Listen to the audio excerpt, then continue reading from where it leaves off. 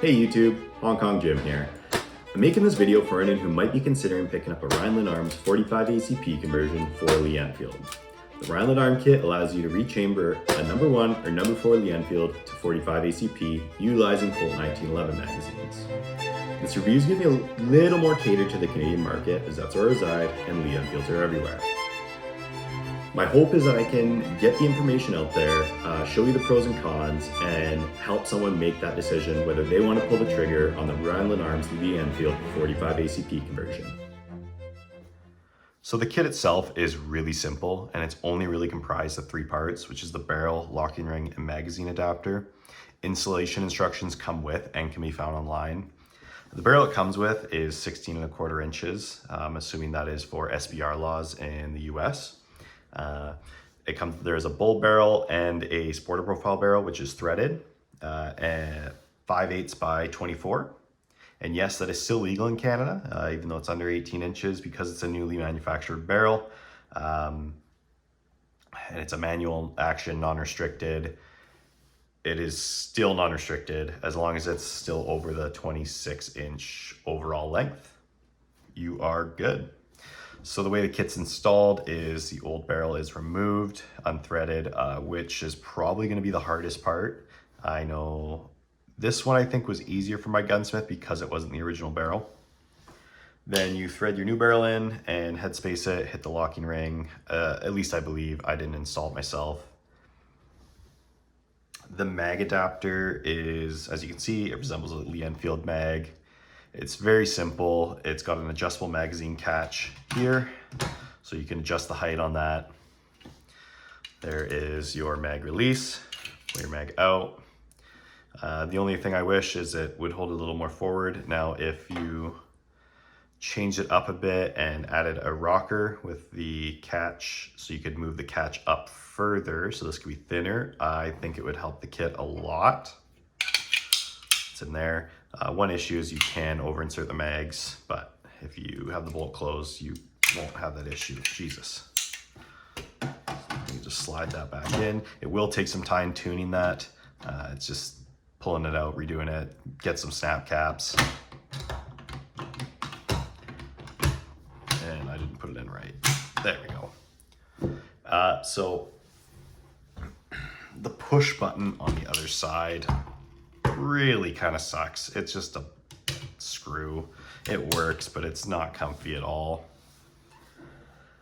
You will have to do some required inletting right here. As you can see, he had to just do the tiniest bit of inletting just to clear that locking ring. Now let's do a quick little function test. These are all snap caps.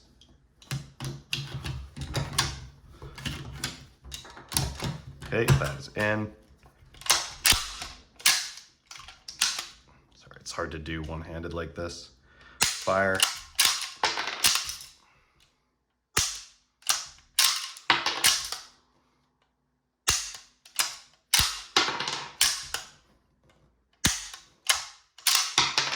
Now, if you do it slow, you'll load.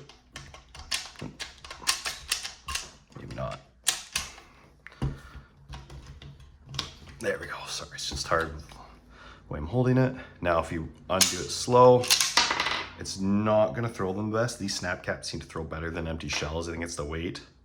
Now, if you look closely, when this round is fed, there is almost a split second right there where these are almost midair. They're almost floating in the air. And that is the issue with the mag adapter not holding the mag forward enough. The angle is good, it just needs to be a little bit forward. But it does feed very reliably. The only issue, I've had an issue with my 110 round mag. It's a little inconsistent. These 7 rounders are very consistent. No issues whatsoever. Great. Just ruined the video. So for my particular rifle, a little bit of background was this is actually the first rifle I had ever purchased. I bought it right after I got my PAL in the mail, which is the Canadian firearms license. I had seen it at a local gun store and just seen EAL, and I knew a little bit that like in EAL they had some collector value, so I kind of just jumped on it without thinking and just ran and purchased it. I was in heaven, bought my first gun, super excited. EALs are Essential Agencies Limited, was in the 50s. They took old long branch Lee Enfield parts and made these sporterized looking Lee Enfields for the Air Force and the civilian market. Actually really nicely made Enfields. Some of them have some pretty high collector value. Why I did it to mine was I found out I grossly overpaid for this EAL. I had no idea what I was looking at. The barrel had been removed and replaced, so obviously didn't have the right sights. The bore stock had been cut, and it didn't even come with the correct magazine. So my original plan was just kind of like, okay, I'll sell this rifle and use the funds to like buy just a barreled an action and a bolt without the barrel already, because I've seen quite a few of those go on auction for really cheap, or even just a bubbed Lee Enfield, with a shot out barrel, who knows, whatever, something kind of rough. I was going to build it from the ground up, so I got a bit of a surplus of Lee Enfield parts because I went a little crazy at auctions and bought way too much shit. So what I've added to mine was I threw a Williams peep sight on here because it was already set up for one. It was already drilled, tapped, had the plug screws. My front sight, I just picked this band up with a hole in it from a gun show. It was as the closest thing I could find to the barrel diameter. The front sight is purely just a screw that I shaved down to a triangle. So the front and back has anti-glare serrations already on it. So the thread protector I threw on here is just an Amazon thread protector. I do plan to get another one. True North Arms has a really good selection, just something more slimmer and smooth that looks better. Colt 1911 mags, I just picked these up like an auction. There'll be a lot of them. So I have two 7-rounders that work perfectly. My 10-rounder has a few issues, and I think that's it for my particular rifle. So let's get into the pros and cons. For the pros, honestly, I count this as a pro. You get a 45 ACP bolt gun. That's just kind of cool. It's a little bit, more oomph than 9mm, but it's still super manageable, especially if you have someone who's new to shooting and doesn't like a lot of recoil. But it's not boring like 22. If you hand load, you can probably load 45 ACP extra spicy. I have read that people up north in BC have done it for grizzly defense. So obviously this receiver can handle the higher pressures of an extra spicy 45 ACP. Don't quote me on it. Don't do it yourself and blame me though. You get a short, handy little low recoil carbine. Like this thing is super light. It's super handy. It barely kicks. It's just great.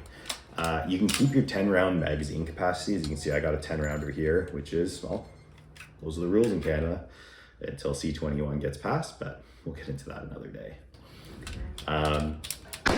The price comparison between 303 and 45 ACP is substantial. 45 ACP has also gone up in price. Since I bought this kit, it actually went up a lot. It's kicking around $1 a shot now. So it's still not cheap, but no ammo is really cheap other than 22 or 760 by 39. And honestly, if you do it right, this can be a really affordable project for someone, especially if you have the know-how and the tools. Now the cons. There are cons. I'm not gonna sugarcoat it. There are some pretty big cons. So the big one and the main one is this magazine adapter. It needs to hold the magazine more forward, which there is a way it could be done. But again, from what I know, I think Rhineland Arms just kind of got the blueprints and the rights to this kit and just make it. It's not their own. I think it was, don't quote me on that. Shoot it in the comments if I'm wrong.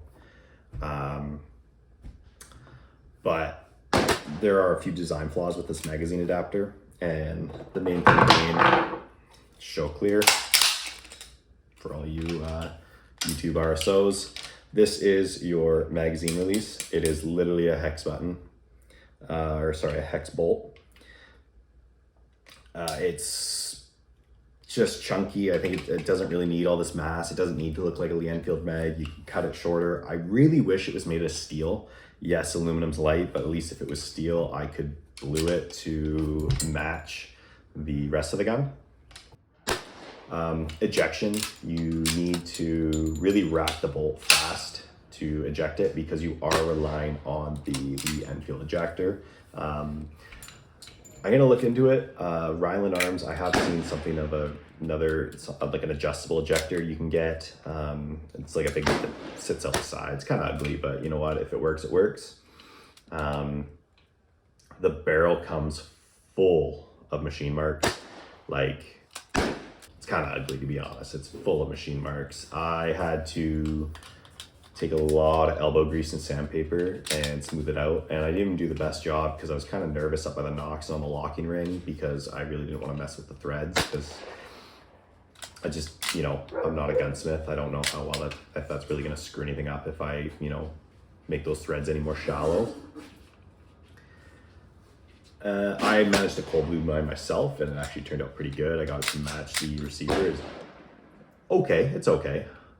Probably looks a little different from the lighting of the camera, but and the other con output is sight options. Now, if you're doing a number 4, they have sights on the receiver. That's easy. Number 1, all the sights are on the barrel. The diameter of the barrel is 0.70 inches, so it's a really odd barrel diameter.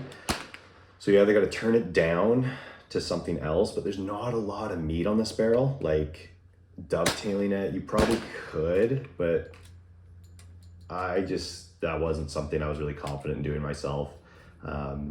So I was just looking for something wraparound. I've heard in Nodak Spud has some sights for the Ruger American Ranch that was close. Again, there was a lot of reading, a lot of research to try and really decide on what to do here.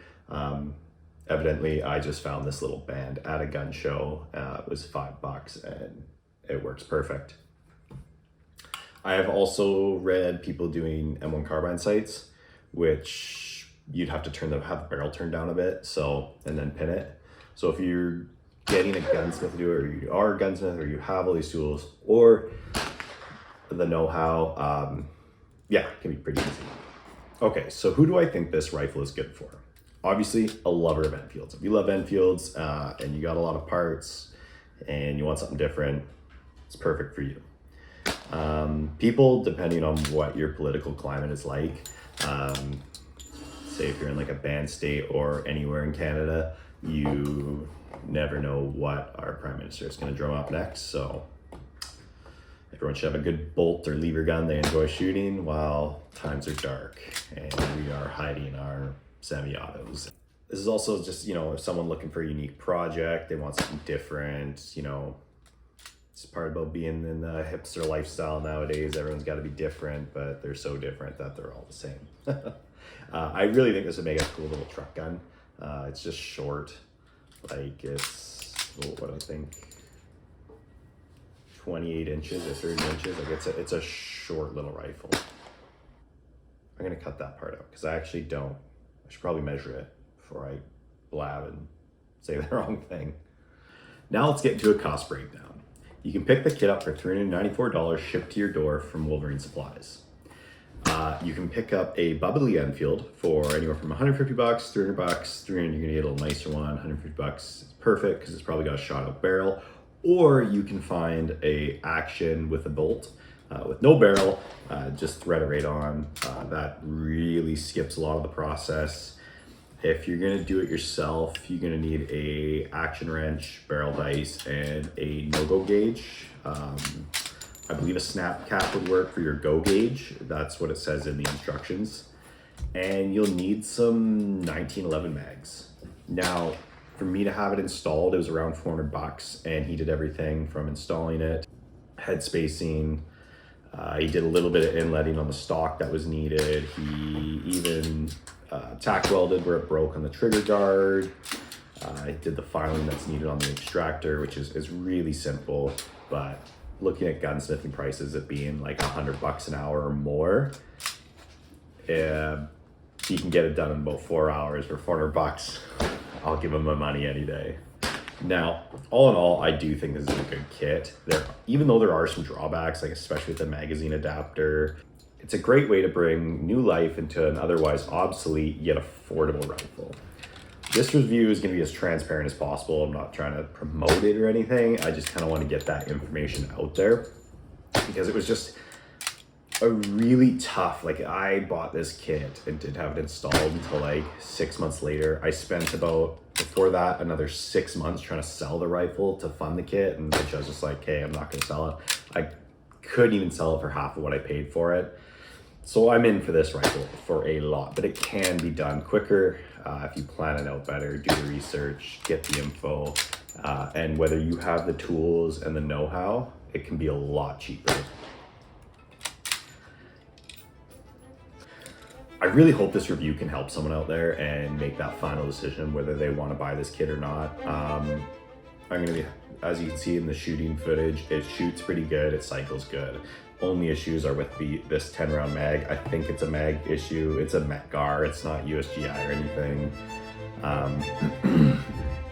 So if I got any information wrong in this video, don't hesitate to comment on it and let me know. Just so we're all on the same page. And yeah, well, that is the Rhineland Arms 45 ACP kit for the Lee Enfield. I hope this helps someone, and cheers.